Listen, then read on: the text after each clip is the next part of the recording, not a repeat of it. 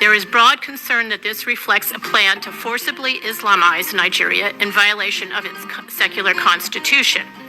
Last week, the Nigerian Catholic Bishops' Conference released a letter expressing deep concern that some of the 12 northern states that impose Sharia law ordered Catholic and other Christian schools closed for 5 weeks in forced observance of Ramadan.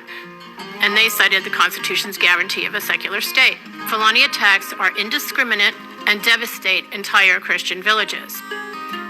Ignoring citizens' appeals for help, Nigeria's government fails to effectively stop these attacks.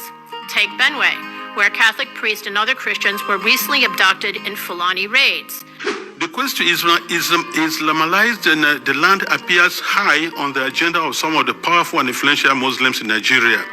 There is a campaign to take land to spread Islam, and there is the hemorrhaging of Christian farmers from the central region of Nigeria and Benue State, and Makurdi Diocese in particular, as they are forced to abandon fertile lands that use to feed the nation, which classify Benue as the food basket of the nation. There is no doubt that Christians have